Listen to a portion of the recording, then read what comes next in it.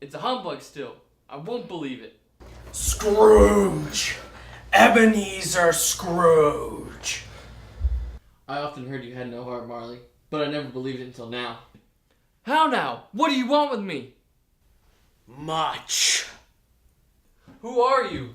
Ask me who I was. Who were you then? In life, I was your partner, Jacob Marley. Can you sit down?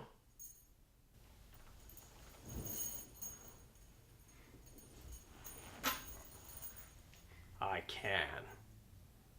Do it then.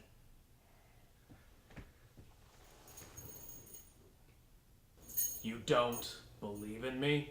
I don't. What evidence would you have of me except for your senses? I don't know. Why would you doubt your senses? Because a little thing affects them. A slight disorder of the stomach makes them cheat. An undigested bit of beef. A blot of mustard. A crumb of cheese. An underdone potato. There's more than grave about you, whatever you are. You see this toothpick? I do, You were not looking at it. but I see it. Notwithstanding. Well, I have but to swallow this, and for the rest of my days persecuted by a legion of goblins, all of my own creations. Humbug, I tell you, humbug! Ah!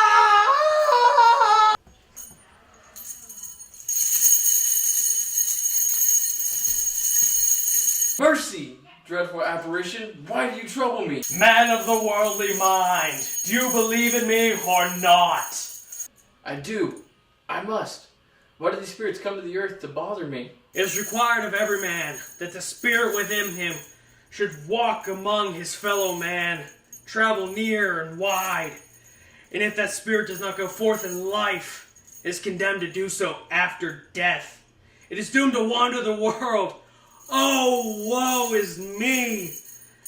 And did not share the soul it cannot witness, but what might have shared with it on earth, and turn that to happiness. You are fettered. Tell me why. I wear the chain I forged in life.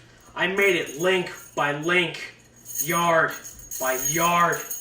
I girded it with my own free will, and wore it of my own free will. Is this a pattern not strange to you? Or would you know the weight and length of the strong coil yourself? It was as full and as heavy as this. 7 Christmas Eves ago. You have labored on it since. It is a ponderous chain. Jacob, old Jacob Marley, tell me more. Speak comfort to me, Jacob. I have none to give. It comes from other regions, Ebenezer Scrooge. It is conveyed by other ministers to other kinds of men. Nor can I tell you what I would. A very little more is all permitted to me. I cannot rest. I cannot stay. I cannot linger anywhere.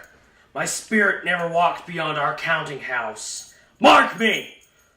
In life, my spirit never roamed beyond the narrow limits of our money-changing hole. And weary journeys lie before me. You can be a little slow about it, Jacob.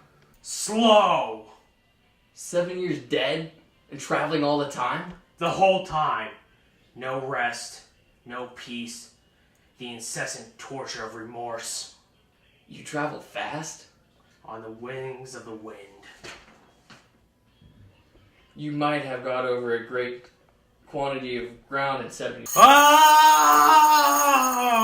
Oh, captive bound in double iron, not to know the ages of incessant labor by mortal creatures for this earth that must pass into eternity, before the good of which is susceptible to the spirit and can be developed.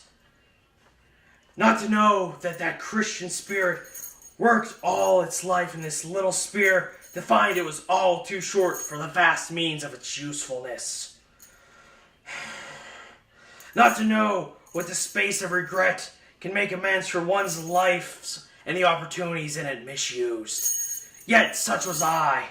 Oh, such was I. But you were always a good man of business, Jacob. Business? Mankind was my business. The common welfare was my business. Charity, mercy, forbearance, and benevolence were all of my business. The dealings of my trade were but a drop of water in the comprehensive ocean of my business. At this time of year, I suffer most. Why did I walk through crowds of fellow beings with my eyes turned down, and never raise them to the blessed star which led the wise men to the poor abode? Were there no poor homes to which its light would have conducted me? Hear me! My time is nearly gone. I will, but don't be hard upon me. Don't be flowery, Jacob. There is no light part of my penance. I'm here tonight to warn you that you have a chance of escaping my fate. A chance of hope of my procuring, Ebenezer. You were always a good friend to me. Thank ye. You will be haunted by 3 spirits. Is that the chance you hope to mention, Jacob? It is. I think I'd rather not. Without their visits, you cannot hope to shed the path that I tread. You can expect the first tomorrow when the bell tolls 1. You can expect the second on the next night at the same hour. And the third the night after when the last stroke of 12 has ceased to vibrate. Look for me no more. And for your sake, remember what happened between us.